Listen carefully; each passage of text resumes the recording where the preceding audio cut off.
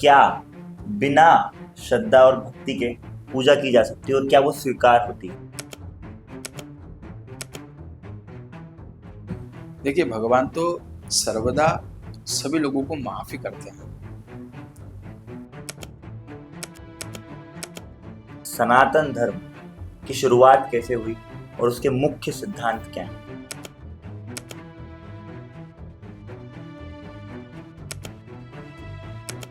मनुष्य जैसा चिंतन करता है वैसा वो बन जाता है। तो श्री कृष्ण पलट के कहते हैं कि तू धर्म भुजा का वाहक है, कोई तुझको मार नहीं सकता। जिसके रथ पर भगवान हो वो युद्ध में हार नहीं सकता। तो अगर भगवान हमारे साथ है और हमारी पूरी श्रद्धा भक्ति है और हम कोई गलत कदम उसे उठा देते हैं तो क्या उसकी माफी हमें मिल सकती है? तुम गलतियां तो करो, चलो अच्छी बातें कर रहे हो, करो, लेकिन धीरे धीरे सुधरने का प्रयास करो। और जब आप धीरे धीरे सुधरने का प्रयास करोगे तो धीरे धीरे वो भगवान आपकी सभी गलतियों को स्वतः माफ कर।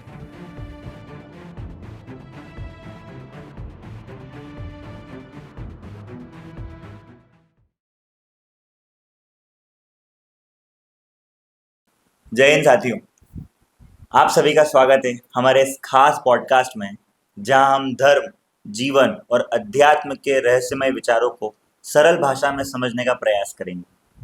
नमस्ते, मैं हूं सिद्धांत, आपका होस्ट, और हमारे साथ आज खास मेहमान उपस्थित हैं, श्री प्रवीण जी। नमस्कार जी। नमस्कार सर, कैसे हैं आप? मैं बहुत अच्छा हूँ। मैं सर सबसे पहले जानना चाहता हूँ, सबसे जो मुख्य सवाल है इस पॉडकास्ट का वो ये है कि सनातन धर्म की शुरुआत कैसे हुई और उसके मुख्य सिद्धांत क्या हैं? देखिए सिद्धांत जी, सनातन जो धर्म है ये अनादिकाल से चला आ रहा है। इसका ना तो आदि है, ना मध्य है, ना ही अंत है। ये जब से सृष्टि का निर्माण हुआ, जब से बनी है, तब से सनातन चला आ रहा है। और जो आपने कहा कि सनातन जो वैदिक धर्म है, इसमें समय समय पर कुछ व्यवस्थाएं जरूर बदली है, लेकिन सनातन को कोई मिटा नहीं पाया, इसका अस्तित्व तो कोई नहीं मिटा पाया।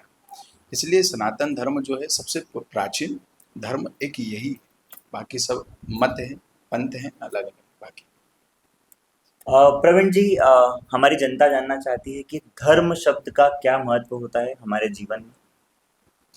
जी सिद्धांत जी, धर्म जो शब्द है ना, धर्म शब्द का मूल अर्थ होता है धारयति इति धर्म। जो धारण करने योग्य उसको धर्म कहते हैं। जैसे नदी का बहना अपना धर्म है।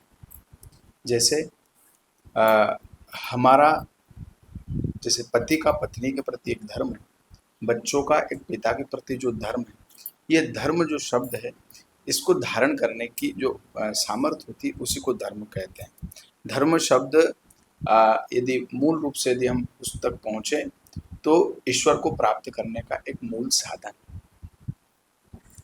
तो ये कई लोग कहते आए हैं और सुना है मैंने कि धर्मो रक्षति रक्षति। जी तो इसका एक क्या सही अनुवाद है? क्योंकि आजकल जो जेनजी जनरेशन है उनको इस बारे में इतना नहीं पता, तो उनको आप एक बार इस श्लोक का अर्थ बताते हुए धर्म का महत्व बता दीजिए। बहुत अच्छी बात आपने पूछी है। धर्मो रक्षति रक्षिता। देखिए, धर्म की यदि हम रक्षा करेंगे तो धर्म हमारी रक्षा करेगा। जैसे प्रकृति जैसे एक पति अपने पत्नी की रक्षा करता है, तो समय आने पर पत्नी भी पति की रक्षा ओके। है ना। तो जब धर्म की रक्षा हम करेंगे, धर्म क्या है, जैसे कि एक राष्ट्र है, इस राष्ट्र में हम सबका दायित्व क्या है, सनातन की रक्षा करना, धर्म की रक्षा करना और हमारे अस्तित्व को जीवित रखना। इस बात को लेकर के धर्म जगत में अलग अलग इनकी व्याख्याएं महापुरुषों ने की है। लेकिन मूलतः यदि हम बहुत सहज भाषा में युवाओं को समझाने के लिए हम बात कहें तो जो धारण करने योग्य वो धर्म है, इसलिए धारण किया जाए उसी को धर्म कहते हैं। अद्भुत। प्रवीण जी, अगला सवाल है कि पूजा और भक्ति में क्या अंतर है? देखिए, पूजा और भक्ति, जो पूजा है ना वो प्रोसेस है, और भक्ति जो है वो हमारा आंतरिक स्वभाव है। ओके। जैसे पूजन में हम भगवान के पास बैठे, उसमें अलग अलग विधियां बताई गई शास्त्रों में, जैसे पंचोपचार, दशोपचार, षोडशोपचार और एक होता है राजोपचार। ये अलग अलग विधियां, इसकी एक प्रोसेस होती है कि इसको इसी तरह करना। जैसे जल चढ़ाना, फिर दूध चढ़ाना, फिर दही चढ़ाना, फिर घी, फिर शहद, फिर पंचामृत, इस तरह ये प्रोसेस है। इसको फॉलो करना अ, ये भगवान की पद्धति में, पूजा की पद्धति में सब आता है। लेकिन जो भक्ति है ना, वो अंतरात्मा से होती है। जैसे गोपियों ने की, जैसे मीरा ने की, वो भक्ति जो है वो केवल और केवल उसको रिझाने के लिए होती है, उस परमात्मा को। तो आपने ये बहुत अच्छी बात आपने आज के हमारे जनरेशन के लिए बहुत जरूरी भी है। देखिए, मीरा बहुत छोटी थी उस समय, एक महल से देख रही थी तो एक बारात निकल के जा रही थी। बारात निकल के जा रही तो उसके मन में प्रश्न आया कि ये क्या हो रहा है। तो माँ ने कहा कि बेटा ये शादी हो रही है। तो बोले कि दुल्हन की दूल्हे से शादी होती है, फिर वो साथ में रहते हैं। अब मीरा बहुत छोटी थी, लेकिन मीरा ने उसी समय निर्णय कर लिया कि मैं भी शादी करूंगी, लेकिन मैं कृष्ण से शादी करूंगी। उस कृष्ण से जब उसने कृष्ण को मान लिया अपना, तो उसने कहा कि ऐसे वर को क्या वरूं जो जिए और मर जाए, ऐसे वर को वरूं जो छोड़ो अमर कर जाए। तो ये उनकी भक्ति थी। जी।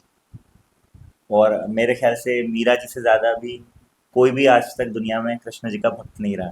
नहीं, बहुत सारे भक्त हुए हैं, लेकिन मीरा भी उसमें मुख्य रूप से अपना उन्होंने अपना जो रोल है वो बहुत बेहतरीन निभाया।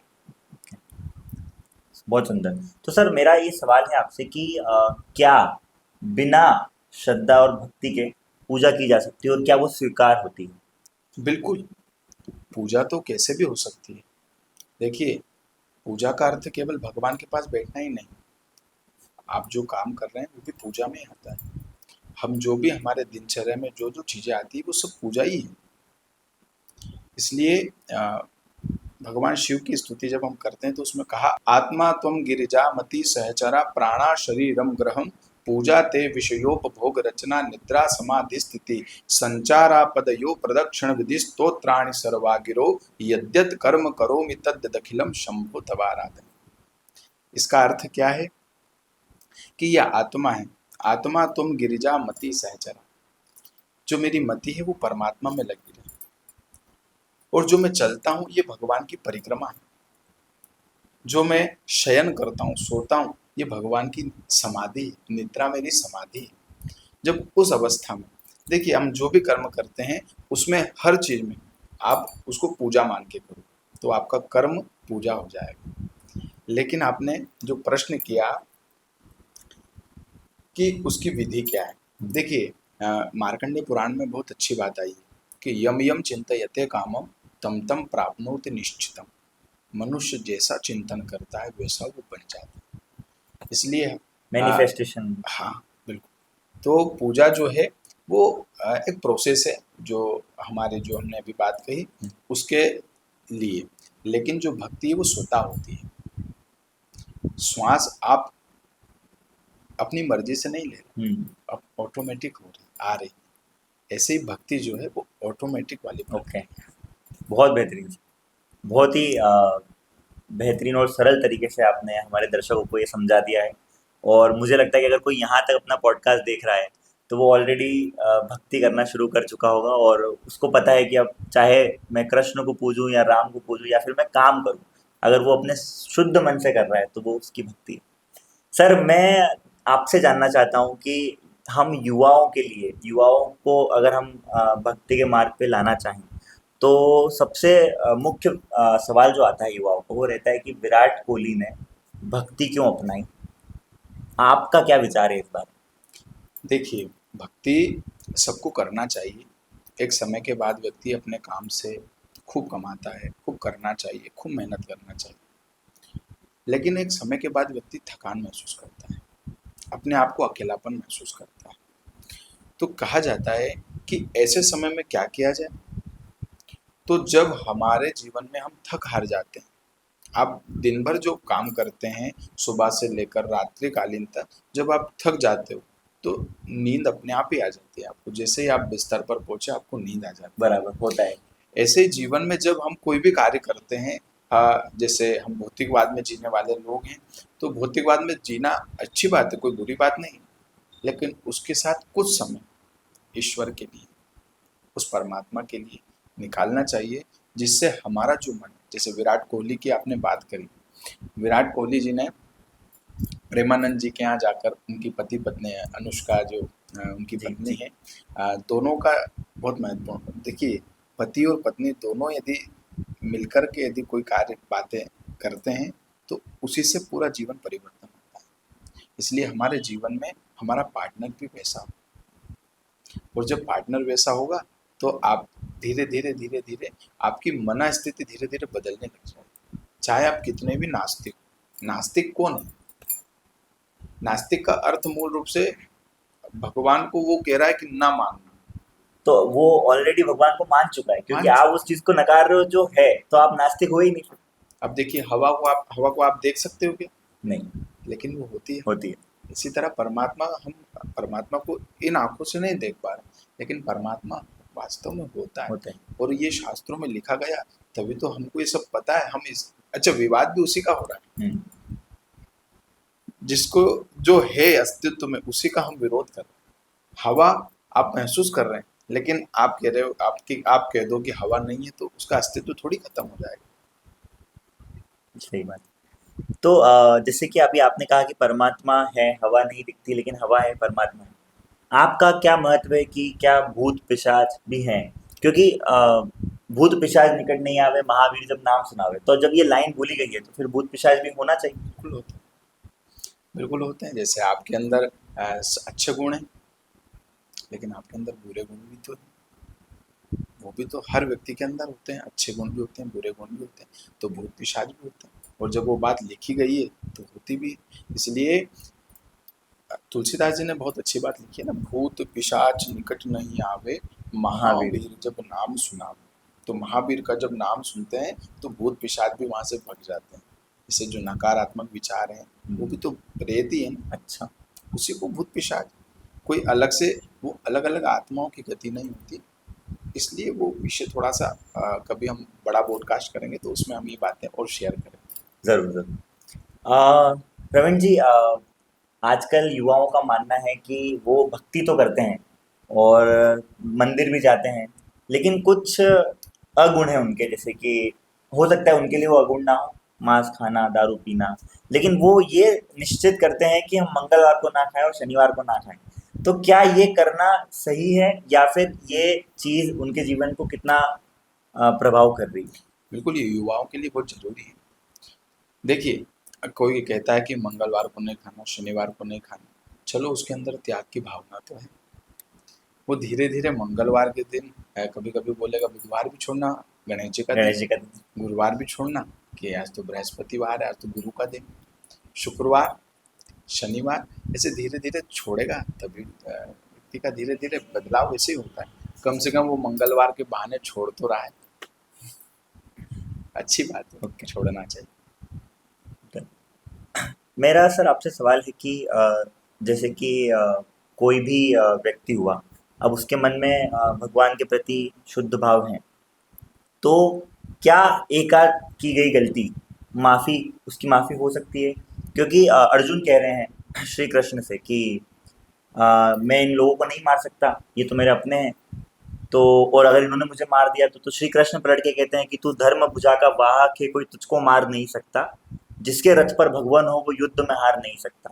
तो अगर भगवान हमारे साथ है और हमारी पूरी श्रद्धा भक्ति है और हम कोई गलत कदम से उठा देते हैं, तो क्या उसकी माफ़ी हमें मिल सकती देखिए, भगवान तो सर्वदा सभी लोगों को माफ़ ही करते हैं। गलतियां सभी कर रहे हैं, लेकिन गलतियां समूल नाश हो जाए। तो भगवान कृष्ण यूं कह रहे हैं कि तुम गलतियां तो करो, चलो अच्छी बात है, कर रहे हो करो, लेकिन धीरे धीरे सुधरने का प्रयास करो। और जब आप धीरे धीरे सुधरने का प्रयास करोगे तो धीरे धीरे वो भगवान आपकी सभी गलतियों को स्वतः माफ कर देगा। देखिए, आपने बहुत अच्छा प्रश्न किया। एक समय क्या हुआ, सतयुग की बात है, है? हिरण्यकश्यपु जो था बड़ा अत्याचारी था, बड़ा दैत्य था, और भगवान विष्णु से वैर करता था। लेकिन उसी के घर में उसकी पत्नी के द्वारा उसका गर्भ से प्रहलाद का जन्म हुआ। ओके। और उस भक्त ने ऐसी क्रांति लाई। हम लोग कहते हैं ना कि हमारे घर में माहौल नहीं है, हमारे घर में पूजा पाठ नहीं होती, हमारे घर में कोई ऐसा अनुष्ठान नहीं होता। अरे भाई, आप लोगों के यहाँ तो ठीक ही है, उसके तो पूरे देश में नहीं होती थी। और जो भी भगवान विष्णु की पूजा करता था उसको फांसी की सजा थी, मृत्यु दंड था, इतना क्रूर था। इतना अत्याचारी था। लेकिन उसके ही पुत्र प्रहलाद ने क्रांति लाई। तो जब क्रांति हम लाएंगे तो धीरे धीरे सब परिवर्तन होगा। इसलिए भगवान आपको माफ करेगा। उस भगवान विष्णु ने नरसिंह के रूप में प्रहलाद की रक्षा भी की, खंबे से प्रकट होकर के, और हिरण्यकश्यप को मोक्ष भी दिया। तो भगवान तो हमेशा माफ करते हैं। अद्भुत।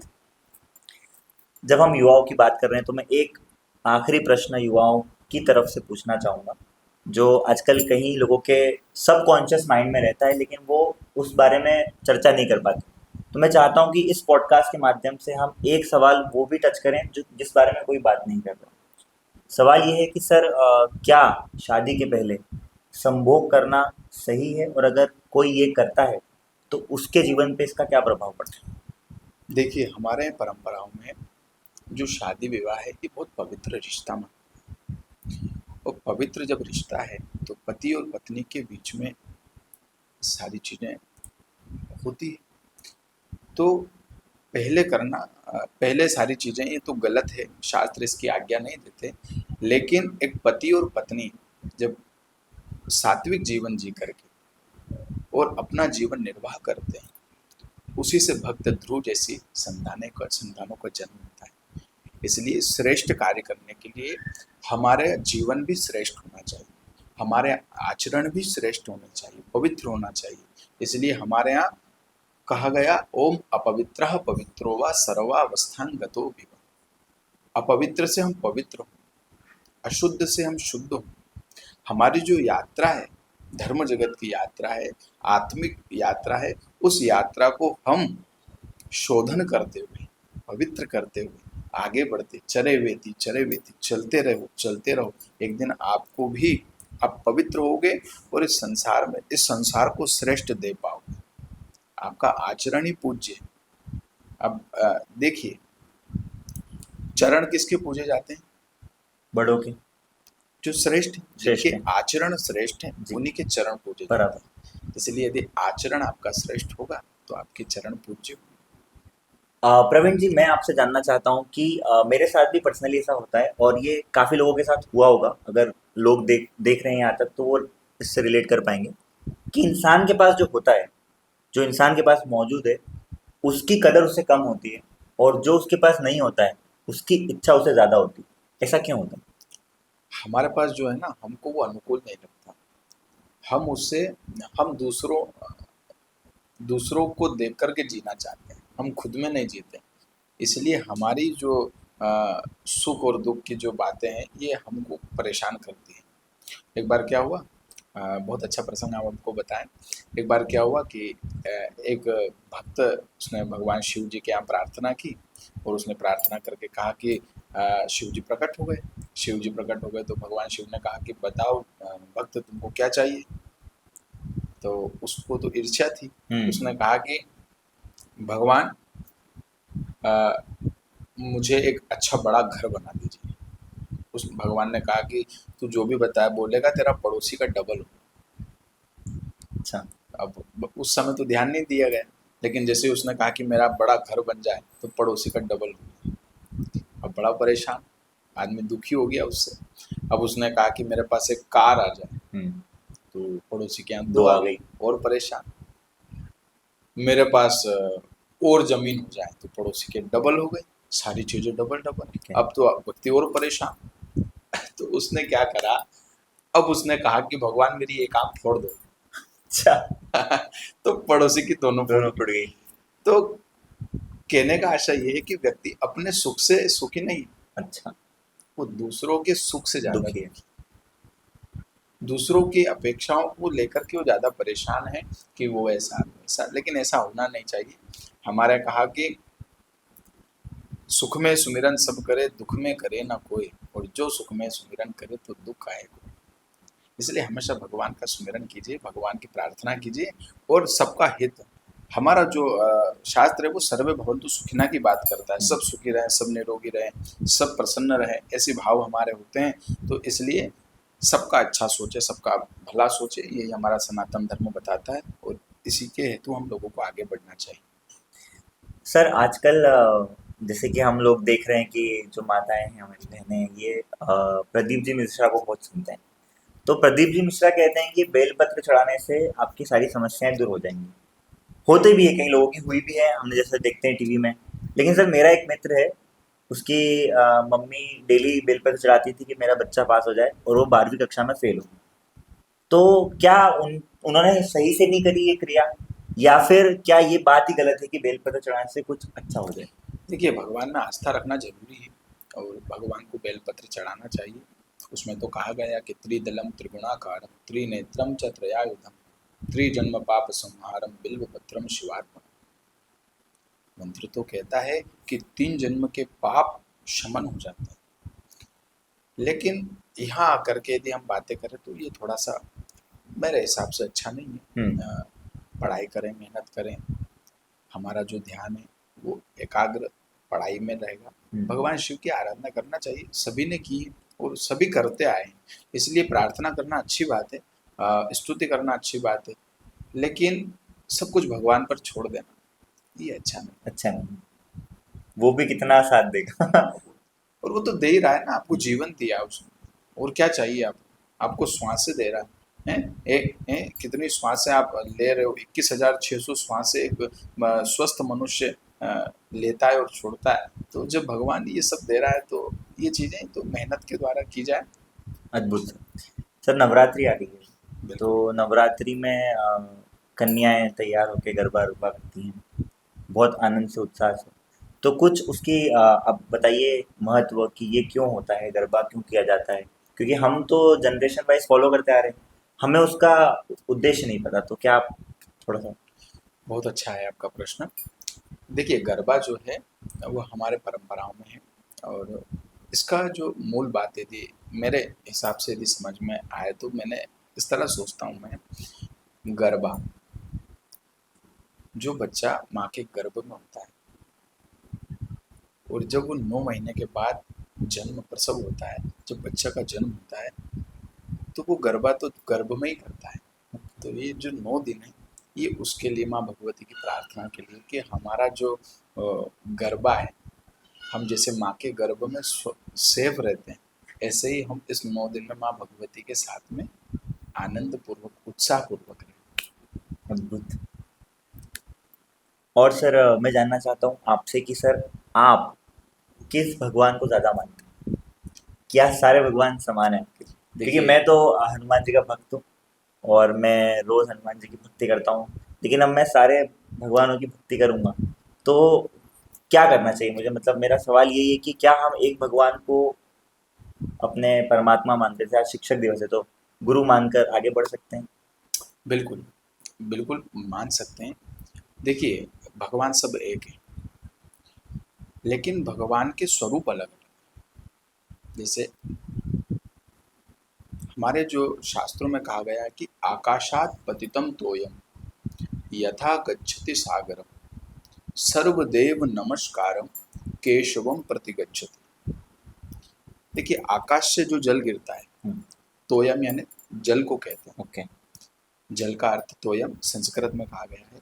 तो आकाश से जो जल गिरता है वो गंगा में भी गिरता है, यमुना में भी गिरता है, नर्मदा में भी गिरता है, सभी जगह जल गिरता है।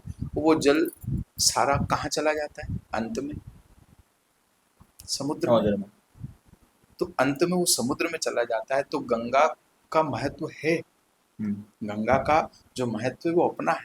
गंगा में स्नान करने का अपना महत्व है, नर्मदा में स्नान करने का अपना महत्व है, यमुना में स्नान करने का, वृंदावन जाइए वहाँ पर यमुना में स्नान करने का अपना महत्व है। लेकिन जब वो समुद्र में मिल जाती है तो वो गंगा गंगा नहीं रहती, यमुना यमुना नहीं रहती, वो समुद्र ही समुद्र हो बन जाती जाता है। ऐसे आप किसी भी भगवान का पूजन करें, किसी में भी आपकी भक्ति हो, राम में हो, कृष्ण में हो, हनुमान में हो, सभी में अंत तो गतवा वो भगवान केशव के चरणों में ही चली जाती है। बुद्ध।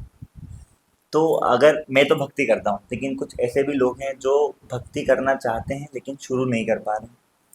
तो इस पॉडकास्ट के माध्यम से मैं चाहता हूँ कि आप युवाओं को प्रेरित करें कि वो किस तरीके से अपनी भक्ति शुरू कर सकते हैं और क्या उन्हें करना चाहिए। अ, आप बताइए सर। देखिए, भक्ति की शुरुआत तो अ, हमारे मन में एक भाव आए कि हम किसकी पूजा करें, धीरे धीरे। और इसमें एक परंपरा होती है। इसमें परंपराओं में क्या होता है कि हमको गुरु चुनना पड़ता है। ओके। ओके, गुरु नहीं चुनना पड़ता, गुरु हमको चुनता है। लेकिन जब गुरु हमको चुन लेता है तो फिर हमको वो दीक्षा दे करके और नाम जप की महिमा बता करके और नाम जप से वो भगवान की शरणागति को प्राप्त करता है। इसलिए भागवत का सबसे अंतिम श्लोक में वेद व्यास जी ने कहा है कि नाम संकीर्तनम यस्य सर्व पाप प्रणाशनम प्रणामो दुख शमनस्तम नमामि हरिम परम। केवल और केवल मनुष्य का जीवन नाम से ही प्रेरित होकर के और नाम में समर्पित हो जाता है, ईश्वर में मिल जाता है। जैसे हमने अभी गंगा की बात कही, वो जी। समुद्र में मिलने के बाद समुद्र हो जाती है। ऐसे ही जब राम को भजे सो राम को, जो राम को भजता है वो राम का ही हो जाता है। इसलिए सभी लोगों को भगवान की भक्ति करना चाहिए और भगवान की भक्ति के माध्यम से, और सबसे मूलतः हमारे गुरुजी जो है हमने जिनसे दीक्षा प्राप्त की है वो मल्लूपीठ वाले महाराज जी, उनके दीक्षा देने के बाद हमारा जीवन बहुत परिवर्तन हुआ और हमारे जीवन में बहुत अद्भुत आनंद है। हम बहुत प्रसन्न हैं कि हमको ऐसे आज के गुरु जो हमारे मल्लूपीठ वाले महाराज जी जो हैं वो अद्भुत महापुरुष हैं और उनके द्वारा हमको थोड़ा बहुत हम जो बोलते हैं ये सब उन्हीं की कृपा से बोल पाते हैं। अद्भुत सर। प्रवीण जी, एक सवाल और है जनता का कि श्राद्ध क्रम क्या होता है और पितरों की पूजा क्यों की जाती है? देखिए, हमारे सनातन धर्म में जो है वो सबका अपना अपना एक महत्व है। जैसे गणेश जी में गणेश जी उत्सव मनाया जाता है, नवरात्रि में देवी की पूजा होती है, लक्ष्मी पूजन होती है। इस तरह हमारे धर्म में जो है 16 दिन जो होते हैं वो पितरों के निमित्त होते हैं, केवल पितरों की पूजा के लिए। तो उस समय जो पितृलोक से जो हमारे पितृ होते हैं वो पृथ्वी से बहुत निकट होते हैं और वो अपने जो पुत्र हैं, जो हमारे जो उनके अनुयायी हैं, जो उनके पुत्र हैं, वो लोग उनसे अपेक्षा करते हैं पितृलोक की, हम हमारी पूजा करेंगे, हमारी सेवा करेंगे, हमको जल देंगे, तिलांजलि देंगे। जल दिया जाता है ना, जी। वो जल दिया जाता है। इसलिए श्राद्ध पक्ष में भगवान पितरों का पूजन किया जाता है, उसमें पितरों से प्रार्थना की जाती है। आज कई लोगों के जीवन में पितृदोष होता है, वो बड़े परेशान रहते हैं, तो ऐसे समय में पितरों का पूजन करना चाहिए और कोई योग्य ब्राह्मण को बुला करके और श्राद्ध कर्म करना चाहिए और तर्पण करना चाहिए। ये हमारे शास्त्रों में विधि है। इस विधि को फॉलो हम लोगों को करना चाहिए जिससे पितरों की प्रसन्नता। और देखिए सिद्धांत जी, हमारे प्रत्येक मनुष्य के 3 ऋण होते हैं। हम्म। एक होता है देव ऋण, एक होता है ऋषि ऋण और एक होता है पितृ ऋण।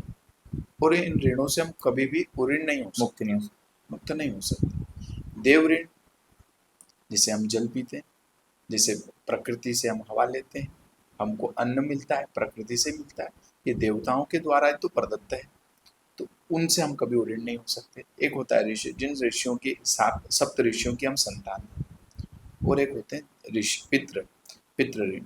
जो पितृ होते हैं उनके हम संतान है, तो हमारा दायित्व क्या बनता है, हमें उनका पूजन करना पूजन करना चाहिए, उनको तर्पण करना चाहिए, उनके द्वारा उनके निमित्त हमको अन्नदान, गोदान ये सब करना चाहिए, जिसके माध्यम से पितरों की कृपा हम पर होती है। बनेगी। जैसे आपने बताया कि एक ब्राह्मण को बुलाकर पूजा करनी चाहिए, तो सर, क्या होता है आजकल, मैंने देखा है कई जगह पे, जैसे हम महाकाल की बात कर लेते हैं, उज्जैन में महाकाल जी महाराज हैं। तो सारे भक्त तो प्रभु के लिए समान हैं। फिर ये कुछ लोग ऐसा क्यों करते हैं कि वीआईपी लाइन में लग के दर्शन करेंगे तो अच्छे दर्शन होंगे? क्या हम नंदी ग्रह के पास जाके पूजा करें तो हमारी पूजा सार्थक होगी? तो ये इसके ऊपर आपकी क्या राय है सर, कि क्या ये करना सही है या फिर ये गलत होगा? नहीं जी, ऐसा नहीं है। ठीक है, कुछ प्रोटोकॉल होते हैं कुछ के लिए, और लेकिन भक्त तो सब समान है और शिव जी तो सबको वैसा ही प्रेम करते हैं। जैसे अपना हमारा जब भाव शुद्ध होगा ना तो भगवान, और ये लाइन, ये तो भीड़ के कारण प्रशासन और ये अपनी अपनी व्यवस्थाएं हैं, और इन व्यवस्थाओं को कुछ रूप बदलना भी चाहिए, बदलते रहना चाहिए, लेकिन भक्त के लिए सब समान है, और भगवान भक्तों के लिए ही। इसलिए हमारा जो सभी जो अब एक कथा हम आपको सुनाए। एक संत जो गंगोत्री से जल लेकर के आए, और जल लेकर के आए तो रामेश्वर में चढ़ाने का बहुत विधान। जी। तो वहाँ से जल लेकर के गंगोत्री, उत्तराखंड से जल लेकर के कांवड़ लेकर के, कांवड़ की जो यात्रा है से लेकर के जा रहे थे। तो कुछ ही दूर पहुँचते पहुँचते कोई महीने हो गए, तो वहाँ पर बैठे बैठे एक कुत्ता, जो वहाँ से मंदिर दिख रहा, और वहाँ पर एक कुत्ता प्यास से मर रहा। उसको देखते हुए उस जो संत थे उन्होंने देखा, एक नाथ महाराज जी जो थे, उन्होंने देखा कि ये जीव है और इसमें भी मेरे महाकाल बसते हैं, तो जो कांवड़ का जल था उसी को पिला दिया। आप आश्चर्य मानेंगे, उसी में से भगवान रामेश्वर पर अद्भुत। निकले। इसलिए आशय ये नहीं है कि भक्त नहीं पहुंच पा रहा, भगवान उन तक पहुंच जाता। बहुत अद्भुत। सर, इस पॉडकास्ट के माध्यम से आप हमारे दर्शकों को कुछ संदेश देना चाहते हैं तो आप सीधे उनको दे सकते हैं। जी, हम लोग जो हैं सभी युवाओं को भगवान से जुड़ना चाहिए और यथार्थ को जानना चाहिए। जो भी कार्य हैं हम और आपके, वो सब व्यस्त हैं। आज की युवा पीढ़ी रील में ज़्यादा, रियल में कम। इसलिए रील से ज़्यादा रियल में जीना चाहिए और भगवान का भजन करना चाहिए। और तुलसीदास जी बहुत अच्छी बात कहते हैं कि कलयुग केवल नाम आधारा, जपत जपत नर उतर ही पारा। इसलिए केवल और केवल भगवान के आश्रय होकर के और भजन करें, उसी से कल्याण, और बाकी तो सब मोह माया है। अद्भुत sir. Thank you so much आप सभी का यहाँ तक बने रहने के लिए हमारे इस पॉडकास्ट में। मैं आशा करता हूँ कि यहाँ तक सुनने के बाद आप भी कुछ चीज़ें अपनाएंगे और गलत चीज़ों का त्याग करेंगे और भगवान की भक्ति में लीन रहेंगे। और इस तरीके के और पॉडकास्ट को सुनने के लिए और हमारे प्रवीण जी को सुनने के लिए आप फॉलो कर सकते हैं। प्रवीण_भक्ति में मेंशन कर दूंगा कैप्शन में उनका इंस्टा हैंडल, और आप वहाँ से उनके सारे विचारों को अपना सकते हैं। धन्यवाद। जय श्री राम।